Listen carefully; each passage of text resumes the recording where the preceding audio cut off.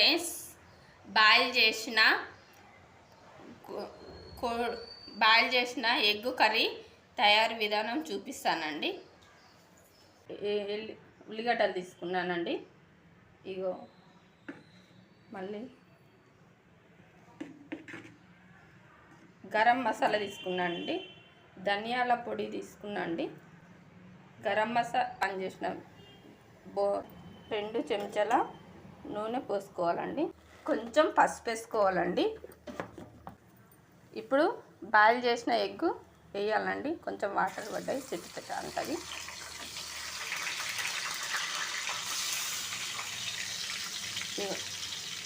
కారము, పసుపు, ఉప్పు వేసుకున్నాం ఆయిల్. ఇప్పుడు బాయిల్ చేసిన ఎగ్ నూనె ఎట్లా అంటే మనం చికెన్ పీస్ తింటాం చూడండి, అట్లా ఉంటుందండి. ఇది ఎగ్గు బాయిల్ చేసిన ఆయిల్ని ఇప్పుడు 4 పచ్చిమిర్చి వేసుకున్నామండి. సిమ్ముల్నే పెట్టుకోవాలండి. ఇప్పుడు 2 ఉల్లిగడ్డలు కోసుకున్నాను చెప్పాను కదండి, పెద్దవి. ఇంత చిన్నగా తరుముకోవాలండి. చిన్నగా అంటే మరీ మీకు ఇట్లా వేపుకోవాలండి. బాయిల్ చేసిన ఎగ్ నూనెల్నే ఉల్లిగడ్డలు గోల్డ్ కలర్ అయినాక మళ్ళీ ఉల్లిగడ్డలు గోల్డ్ కలర్ వచ్చినాయి కదండి. ఇప్పుడు అల్లం పేస్ట్ 1 చెంచా వేసుకుందామండి. వేసుకుందాం.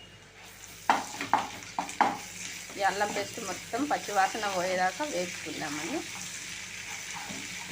సరేనా? ఇప్పుడు కర్రీలోకి వేసుకోవాలండి. ఇప్పుడు టమాటా వేసుకున్నానండి.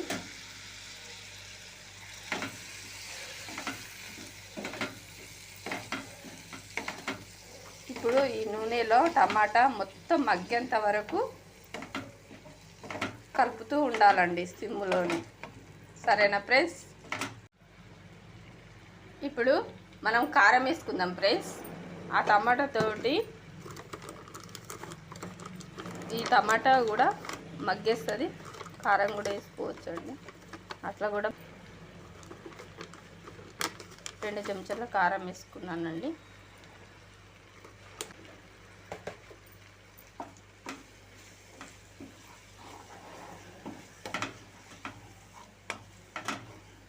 ఇట్లా కారం వేసుకున్నా కదా ఫ్రెండ్స్, ఇలా తిప్పుకోవాలి. ఇక టమాటా కూడా మగ్గేదందుకు వస్తున్నదండి. ఎలా పొడి వేసానండి, 1 స్పూన్. హాఫ్ చెంచా గరం మసాలా వేసానండి. 1 చెంచా ధనియాల పొడి వేసానండి. ఇలా మటన్ కర్రీ కంటే సూపర్గా ఉంటుందండి. ఒక్కసారి ఇది చేసుకొని తిని కామెంట్ బాక్స్లో ఎలా ఉందో చెప్పండి. నిజమండి. ఆయిల్ అయినాక మళ్ళీ చూడండి ఫ్రెండ్స్, టమాటా ఎట్లా మగ్గిపోయిందో మొత్తం మగ్గిపోయిందండి. చూడండి, ఇట్లా తిప్పుకుంటూనే ఉండాలండి మగ్గేంత వరకు. టమాటా గ్రేవీ వచ్చే వరకు ఇట్లా తిప్పుకుంటూనే ఉండాలండి. ఇక ఫ్రెండ్స్ ఇట్లా వేసుకోవడమే. ఇక కర్రీ అయిపోయినట్లేనండి. కర్రీ అయిపోయిందండి. ఇక ఈ ఎగ్స్ మీద ఇది ఇగో ఎల్లో కలరు మనం ఎంత తిప్పినా అది ఆయిల్లో బాయిల్ చేసినాం కదా, గట్టి పడుతుంది కదా ఎగ్స్. అందుకనే విడిపోలేదు చూడండి. అందులో లోపటి నుంచి పచ్చ కోసినా కూడా అందులో నుంచి విడి రాలేదు చూడండి friends. Curry boil egg curry తయారు విధానం అండి. సరేనా ఫ్రెండ్స్?